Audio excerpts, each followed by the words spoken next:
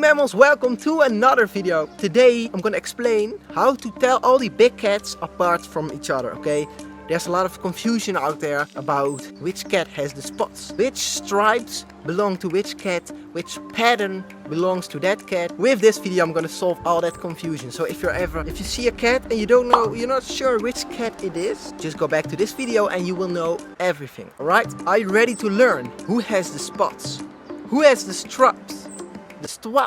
Who has the stripes? And who's got the rosettes? So yeah, after this video you will know which cat you're looking at.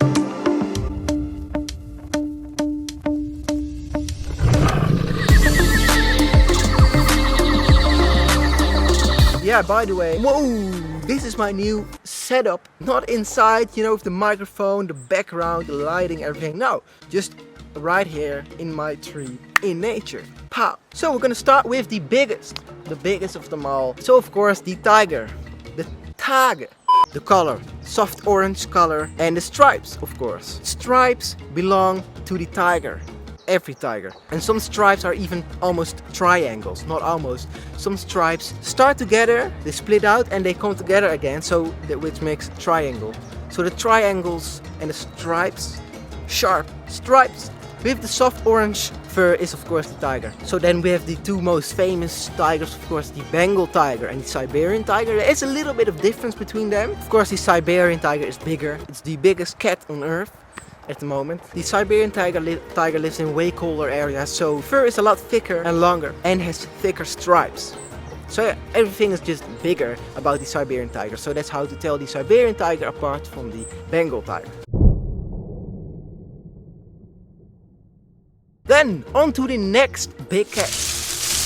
Then the second largest cat, the lion, of course. This is not a very difficult one. A lion hasn't really got any patterns except the cubs who have spots, of course, but a plain tawny color that matches the grass of the savannah, of course, and the bush. And of course the males have the iconic mane, which is unmistakable. If you see a mane, you immediately, of course, know it's a male lion. And then, of course, they have a black tuft of fur at the end of their tail. Lions have very short hair, but then at the end of their tail there's a pretty long tuft of hair.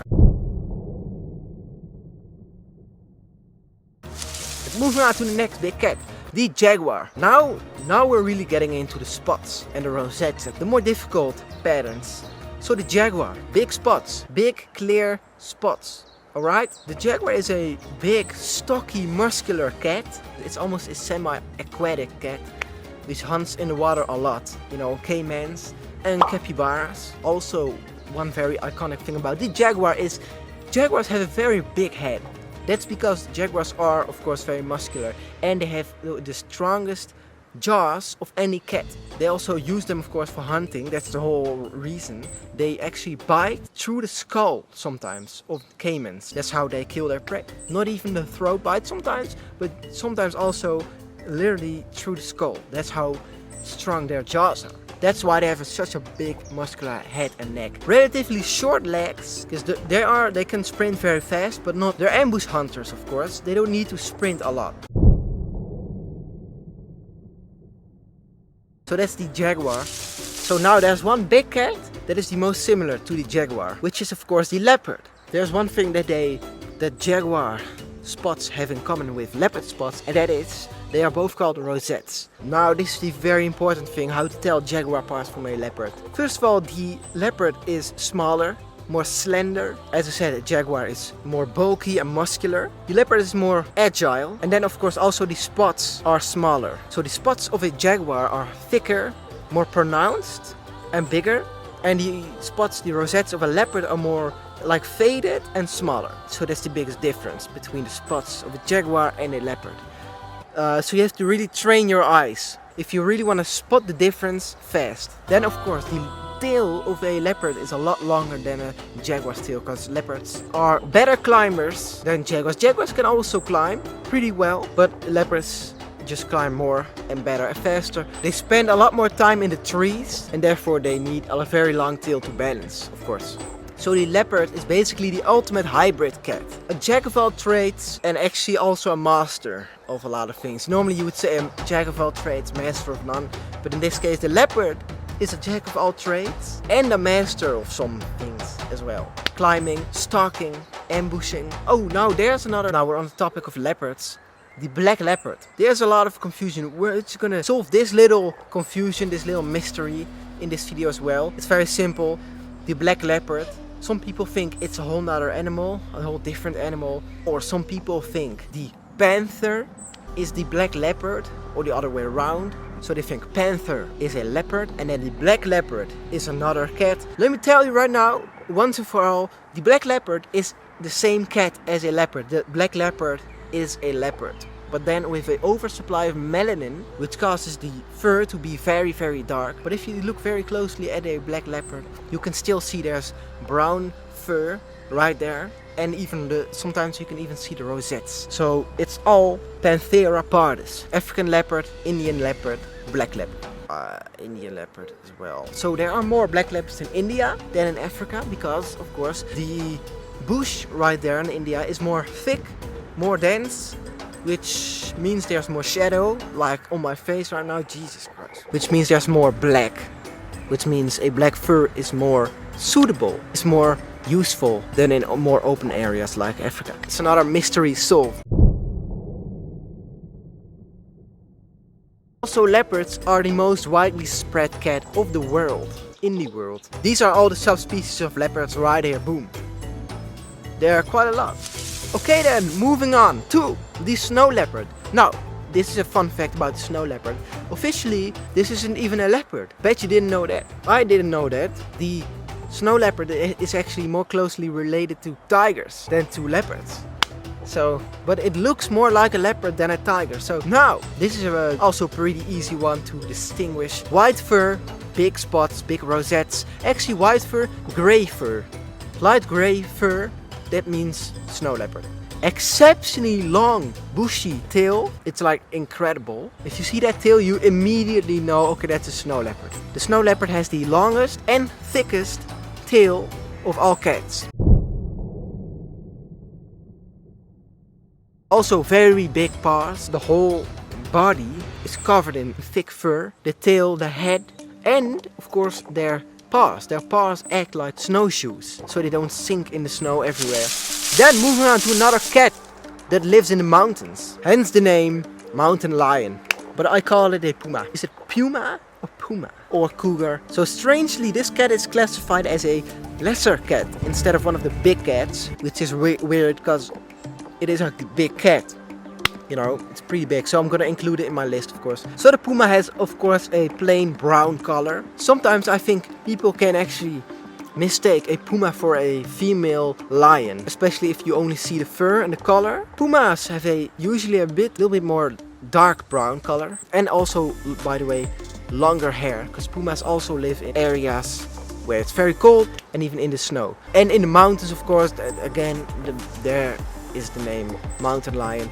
Live high in the mountains where there is snow, so they need a thick fur, and lions don't. So that's one way to distinguish lions from pumas. If there's one big cat that looks the most like a lion, female lion, definitely in terms of color, it would be the puma. There's that, and then of course pumas have a longer tail, thicker tail as well, more fur on it. They have some white around their face usually.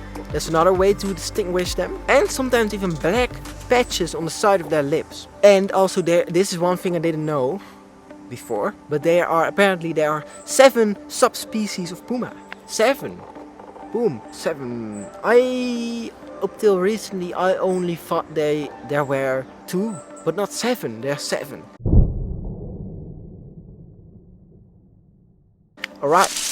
Okay, now we're moving on to spots. Whoa! So, of course, the only real big cat that has these iconic spots is the cheetah. So again, the cheetah isn't officially listed as a big cat, but as a lesser cat, which is weird again. I'm gonna throw it in my list as well, because I see it as a big cat. Cheetah is quite a big cat, so it is a big cat. This is very important. The iconic spots belong to the cheetah. The cheetah is the most slender and light-built cat of them all, of all the big cats. There's of course a reason for that, because the whole cheetah is built for speed. You need to be light in order to run as fast as possible. So the most thin, slender cat of them all is the cheetah. Also a very long tail with a black tip at the end of the tail. Small head, black tears, very iconic black tears running from the eyes all the way down to the nose. Also another fun fact, the cheetah has around 2,000 spots on average. Another very important thing about the cheetah is the very long muscular legs. The cheetah has very long legs compared to other. If you see the cheetah, you compare them to, for example, a lion, you obviously see the cheetah is more, definitely smaller, but also more slender, more thin and longer legs. You can immediately see this cat is designed to sprint. Then there are cheetah cubs who have white fur on their backs to actually mimic the dreaded honey badger, which are actually ferocious little predators that can actually sometimes scare off lions. So that's why cheetah cubs mimic honey badgers with the white long fur on their backs. Now for the next one, I'm gonna stay in Africa for a while, because the next one is the all singing, the all dancing, the all jumping Caracal. First of all, the most important, in my opinion, the iconic thing about the Caracal are these long tufts on their ears, of course. They have exceptionally big ears, so the big ears are that giveaway. This is a Caracal. And then combined especially with those tufts on their ears. If you know that, big ears, tufts on their ears, Caracal. There are other cats that have tufts, but more about that later. Of course, a tawny plain color to completely disappear in the bush. Then there's another very iconic thing about the Caracal, and that is these long legs. Because Caracals are the masters of jumping. That's why they have such long, powerful legs. They literally jump up 3 meters in the sky and grab birds out of the sky, boom, and land, which almost no other big cat can do. Sometimes leopards do that, but they can't jump as high as Caracals. So there's a little bit of some black features around the head, on the face, because if you see a photo of a very zoomed in face, you can see, okay, it's not a lion. Of course those ears, but also the black. Lions don't really have any black around their face. Then again, the whole build of the Caracal is light and slender, like a cheetah a little bit. But then of course not that long tail. Light, slender, but very powerful. And then of course they have one of this is the whole point about the Caracal. The Caracal is a jumper. The Caracal has one of the highest and furthest jumps of any big cat. They can jump up to 3 meters high and about 7 meters far. So that's insane. Yeah, that's about 3 or 4 times their own height. Alright, moving on to the second big cat that has tufts on their ears. It's the Lynx, of course. So the Lynx and the Caracal are two very different cats. It's very easy to distinguish them. The only thing they have really in common is that they are big cats and the tufts on their ears. So there are 4 species of Lynx, and now it gets a little bit complicated. So we've got the Eurasian lynx, the Iberian lynx, and the bobcat. So all lynxes have these iconic tufts on their ears. If you see these tufts and you see quite long fur, definitely if you see gray fur, then you immediately know it's a lynx, because otherwise it could be still a Caracal, of course. So we've got 4 species of lynx. One of them is gray, has gray fur. The other ones have brown fur. The only thing that they really have in common with a Caracal are those tufts on the ear. But for the rest, if they have a short tail, actually Caracal has also a short tail. If they have a longer fur and some spots, then you know it's a lynx. Okay? Otherwise, if they have really big ears, short fur again, and some black around the face, then it's a Caracal. The Eurasian lynx. Iconic tufts on the ear, of course. Light brown fur with black spots. These black spots are very important. That's how you know it's a Eurasian lynx. Then you have the Canada lynx, the lynx that lives in Canada. So this is very obvious and iconic. The light gray fur. There's only one lynx that has gray fur. Wait a second. Well, there's only one lynx that has very long legs with very big paws and light gray fur. And light gray fur all at the same time. A combination of those things, then you know it's the Canada lynx. And spots. Even this lynx has spots. Sometimes, by the way, there is a little bit of difference in the individuals. Some have more spots, some have actually no spots at all. And then there's the iconic half mane, like a beard almost sometimes. It's very iconic of the Canada lynx. And then, of course, as I said, ridiculously big paws, dude. Like a snow leopard, big paws so they don't sink in the snow. They can actually walk on top of the snow.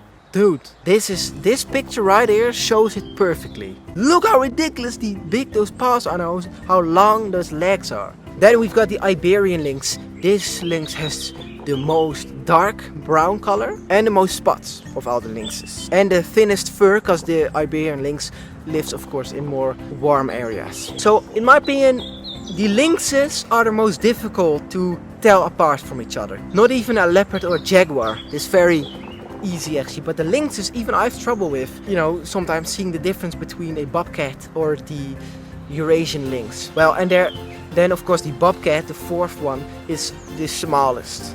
The most obvious thing about the bobcat is the smallest of the four, but for the rest there are quite some similarities actually between the bobcat and the Eurasian lynx. There's one important thing to know about Eurasian lynx. As the name says, Eurasian. The lynx, this lynx lives in Europe but also Asia. It's a quite widely spread cat, so there's a lot of variety in the fur. Some lynxes, some Eurasian lynxes have a lot of spots, and some don't have spots at all.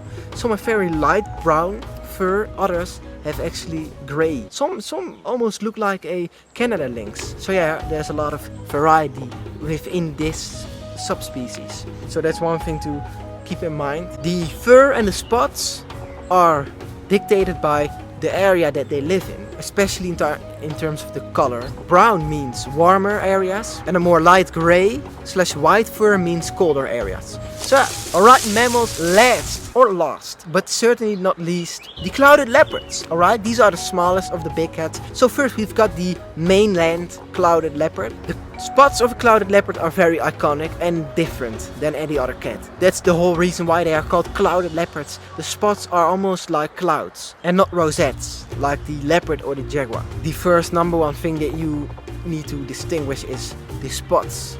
You have to look closely at these spots. They are clouds. Then you know clouded leopard.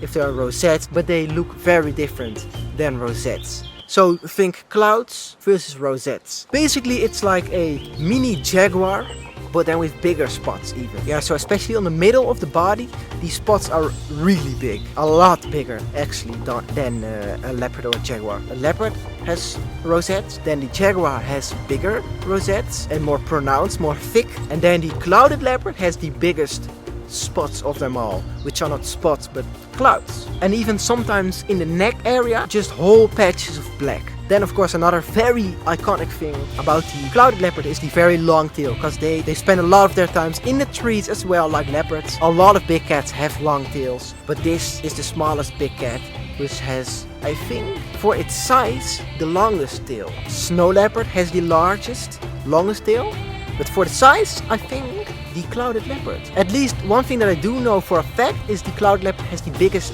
canines, biggest teeth for its size. So yeah, they're small but very powerful and very good climbers. Last of the list, the Sunda clouded leopard. Yes, there are two subspecies of clouded leopard. The first one is the mainland. Now the second one, the Sunda clouded leopard. This clouded leopard has darker fur and the cloud spots are smaller. Those are the two main things to distinguish the two clouded leopards. And the habitat is in Borneo especially, and Sumatra, which is also holy and important and endangered, dude. It's like the heavens are under attack and we need to save it. So those are the two clouded leopards. So of course, as I said, the most important thing to distinguish them is the spots are bigger on the mainland clouded leopard and the fur is lighter. And then of course the opposite on the Sunda clouded leopard. Smaller spots, smaller clouds and a darker fur. The Sunda clouded leopard is really the mini jaguar. It really looks like a small jaguar, but then with a lot longer tail. But then even if you look closely, you can clearly see the cloud markings. The spots are not really anything like a jaguar. They're not rosettes, they look very much different. So, I mean, the more you look at it, the more you study it, the better you will become at seeing the differences between these cats. So I will leave a small list in the description to sum up the most important things, just the patterns, which patterns belong to which cat, in order from biggest to the smallest. If you really want to know the foundation of this all, go to the description and the list is there. So yeah, woo! I am happy I made this video. I hope this solves a lot of confusion, this answers a lot of questions. There is a part 2 incoming of the lesser cats. It's going to be a little bit more complicated because there are a lot more.